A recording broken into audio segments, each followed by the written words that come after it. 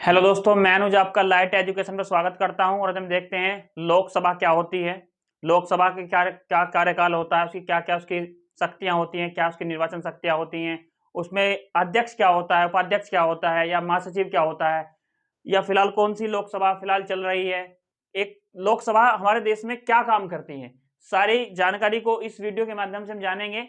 चलिए स्टार्ट करते हैं। देखिए, संसद संसद क्या है। संसद आर्टिकल 719 के तहत इसका बताया गया है 79 में कि भारत में एक संसद होगी। और इस संसद के 3 अंग होते हैं जी। ठीक है जी। एक लोकसभा लोकसभा दूसरा राज्यसभा राज्यसभा और तीसरा राष्ट्रपति राष्ट्रपति। ठीक है जी। अब इन तीनों को अगर मैं एक जगह मिला दूं, इन तीनों को एक जगह मिला दूं तो बन जाती है संसद। क्या बन जाती है जी? संसद। तीनों को एक जगह मिलाने का एक समरूप कहलाता है संसद। और जो राष्ट्रपति है इसका सदस्य नहीं है, it is a part only. ठीक है जी। ये इसका अंग है, सदस्य नहीं है, ये इसका अंग है। इन तीनों को मिलाकर बन जाती है संसद। और संसद का उल्लेख कहां है? 79 में। और हम टॉपिक पर बात करेंगे लोकसभा पर कि लोकसभा क्या होती है और वो किस चीज के प्रति उत्तरदायी होती है। देखिए, लोकसभा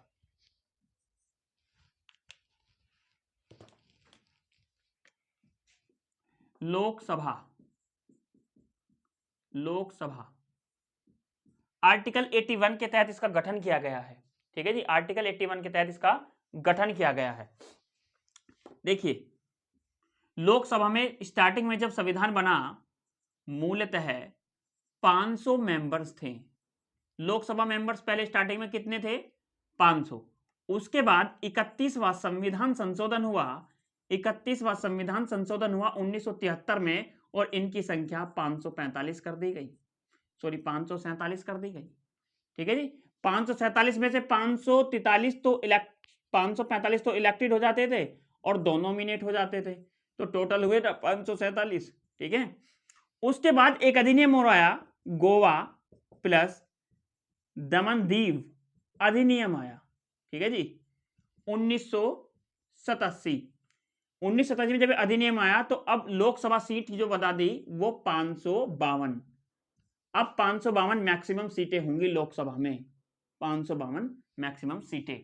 तो अब वर्तमान में ये बताया गया है कि वर्तमान में 552 लोकसभा में सीटें होंगी। और ये प्रावधान किया गया है जी 84वें संविधान संशोधन के तहत। इसमें कोई फेरबदल नहीं होगा। और कब तक नहीं होगा? 2026 तक इसमें कोई फेरबदल नहीं होगा। आगे चलिए।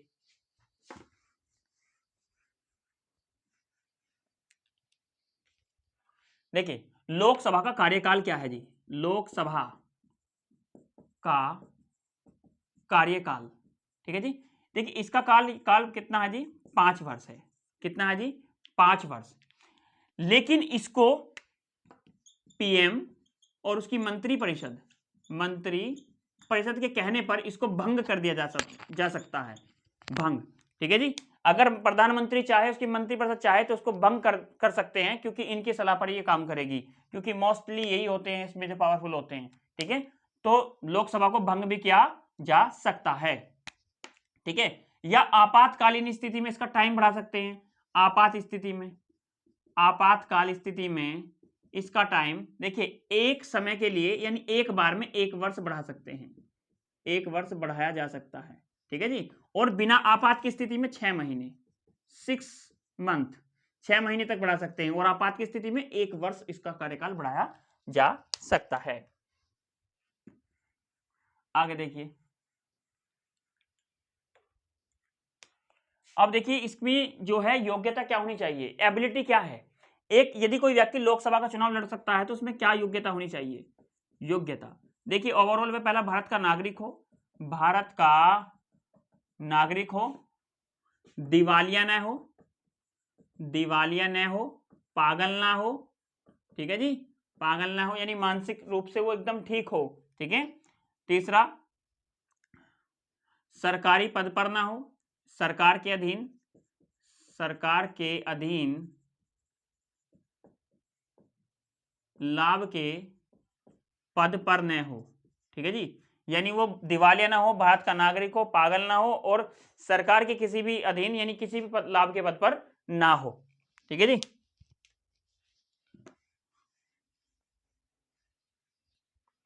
अब देखते हैं इसमें जो लोकसभा होती है उसमें अध्यक्ष और उपाध्यक्ष, अध्यक्ष और उपाध्यक्ष,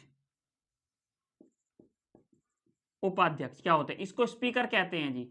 क्या कहते हैं? स्पीकर। इसको डिप्टी स्पीकर कहते हैं, डिप्टी स्पीकर। ठीक है जी। अब देखिए 1999 में, सॉरी 1919 में इस पद को, अध्यक्ष के पद को 1919 में कहते थे प्रेसिडेंट, प्रेसिडेंट। ठीक है जी। अध्यक्ष के पद को 1919 में प्रेसिडेंट कहते थे। उसके बाद जब अधिनियम आया 1935 का, किसका जी? 1935 का, और इसका नाम बना दिया अध्यक्ष। ठीक है जी, अध्यक्ष। पहले अगर पूछे अध्यक्ष पद को 1919 में क्या कहते थे तो प्रेसिडेंट कहते थे, और 1935 के अधिनियम में बदलकर फिर से अध्यक्ष रखा गया। ऐसे ही जो है उपाध्यक्ष का भी है। उपाध्यक्ष को भी 1919 में क्या कहते थे? अपर प्रेसिडेंट। ठीक है जी। और फिर 1935 में इसका भी क्या बना दिया गया? उपाध्यक्ष, उपाध्यक्ष बना दिया गया। ठीक है। अब देखिए जी अध्यक्ष का क्या काम होता है, उपाध्यक्ष का क्या काम होता है। अध्यक्ष कैसे बनता है? मान के चलिए, सपोज करिए ये राष्ट्रपति है, ये लोकसभा है और ये राज्यसभा है। ये तो मैंने बताया पूरी संसद का खेल है। क्या है जी? पूरी संसद है ये।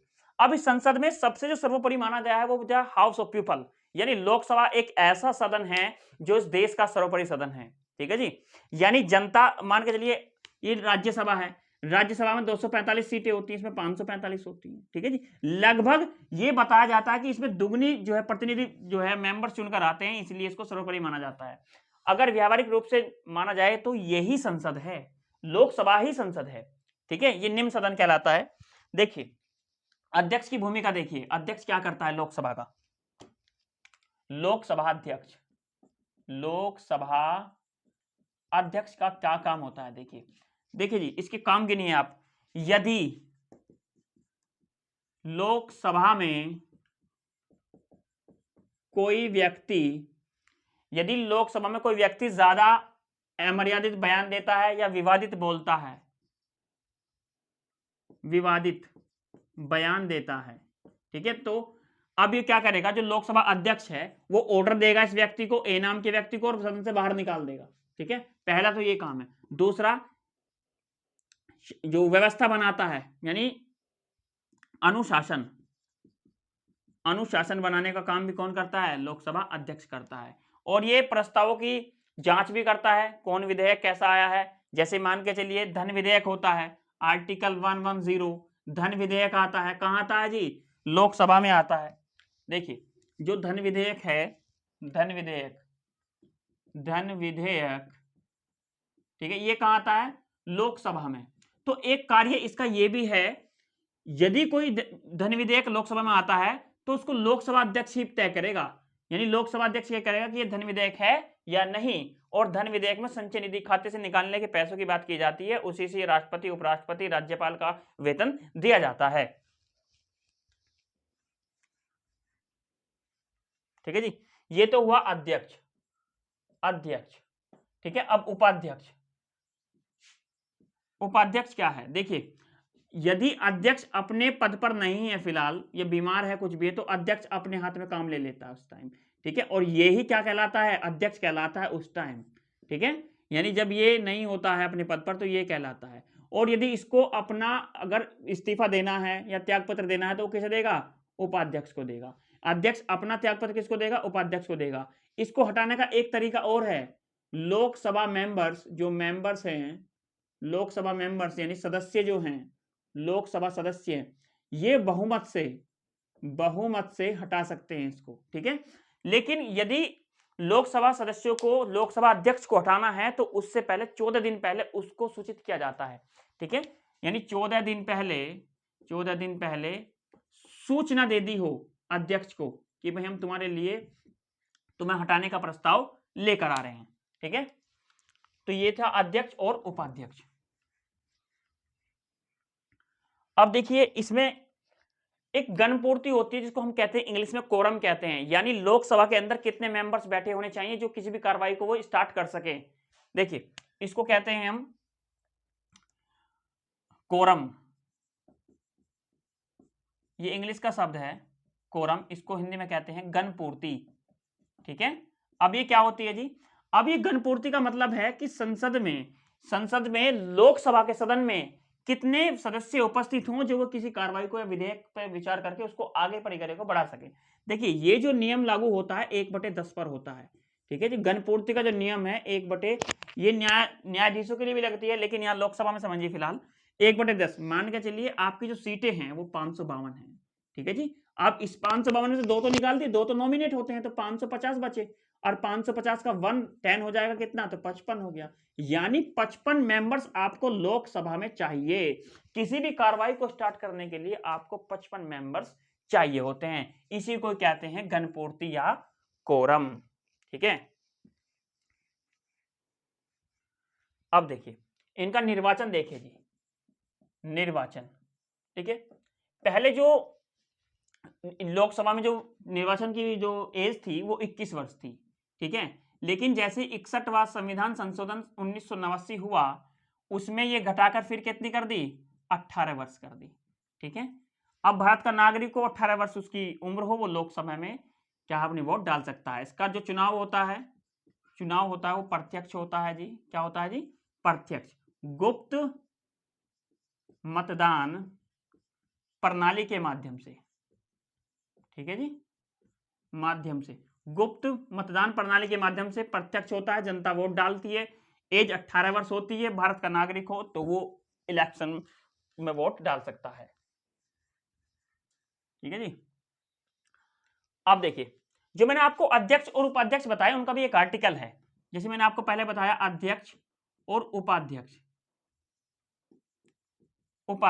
ठीक है, ये आर्टिकल 193 कहता है कि एक अध्यक्ष होगा और एक उपाध्यक्ष होगा।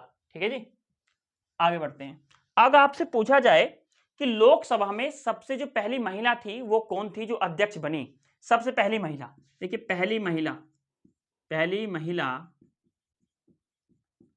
लोकसभा अध्यक्ष, ठीक है, कौन थी, मीरा कुमार। इनका कार्यकाल है जी 2009 से 2014। ठीक है, और सेकंड की मैं बात करूं, सेकंड महिला सुमित्रा महाजन। कौन है जी, सुमित्रा महाजन। इनका कार्यकाल 2014 से 2019, और 17वीं लोकसभा चल रही है, और उसके अध्यक्ष हैं ओम बिरला। ठीक है जी, ये जो है 17वीं लोकसभा के अध्यक्ष हैं जो फिलहाल वर्तमान में चल रही है। ठीक है, ये 2019 से वर्तमान में, और ये जो थे ये निर्विरोध बने थे, निर्विरोध। ठीक है जी, ये निर्वाचित हुए थे, निर्विरोध बने थे। ओम बिरला फिलहाल हैं। अगर आपसे पूछा जाए कि ऐसा लोकसभा अध्यक्ष कौन सा है जिसका कार्यकाल के दौरान ही निधन हो गया, तो उसको भी देखेंगे। देखिए जीवी मावलंकर, ये एक ऐसे लोकसभा अध्यक्ष थे जिनका कार्यकाल के दौरान ही इनकी मृत्यु हो गई। ठीक है जी, जीवी मावलंकर की कार्यकाल के दौरान क्या हो गई, मृत्यु हो गई। इनका कार्यकाल की बात करूं तो 1952 से 1962 इनका कार्यकाल है जी। ठीक है जी, 1952 से 1962। अब पूछेगा, देखिए नीलम संजीव रेड्डी हैं, नीलम संजीव रेड्डी, ठीक है जी, इनका कार्यकाल सबसे छोटा था,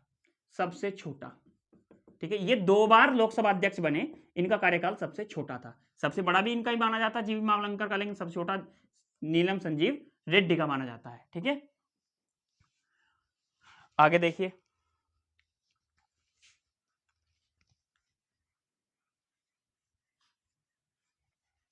अब देखेंगे हमारे उत्तर प्रदेश में जो है, यूपी में कितना है लोकसभा सीटें हैं, बिहार में कितनी है, महाराष्ट्र में कितनी है, अदर ऐसे स्टेट हम चेक करेंगे तो यूपी में जो है, यूपी में 80 लोकसभा सीट हैं, लोकसभा सीट कितनी है जी, 80। और बिहार की मैं बात करूं, बिहार में 40 लोकसभा सीट हैं, ठीक है जी। और महाराष्ट्र में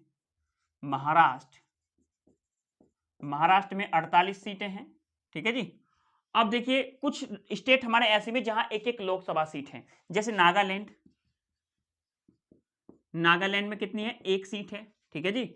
और आप देख सकते हैं जैसे कि त्रिपुरा, यहाँ 2 लोकसभा सीट है, मिजोरम 2 लोकसभा सीट है, ठीक है। तो ऐसे ही अलग अलग स्टेटों में लोकसभा सीटें बाकी बांटी गई हैं। जैसे केंद्र शासित प्रदेश भी हैं, केंद्र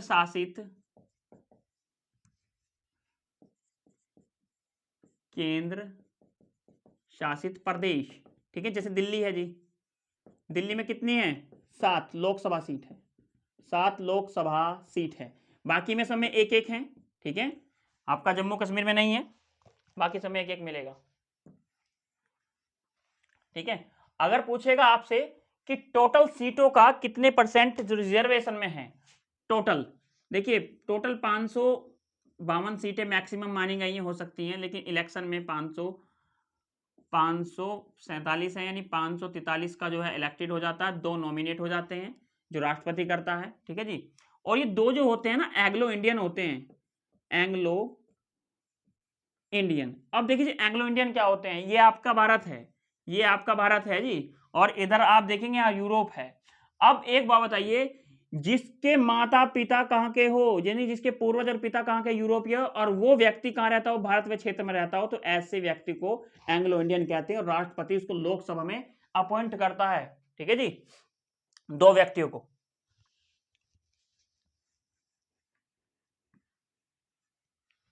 ठीक है। यूपी में 80 लोकसभा सीटें, जिसमें से 17 एससी के लिए रिजर्व है, ठीक है जी। तो ये है आपका यूपी का।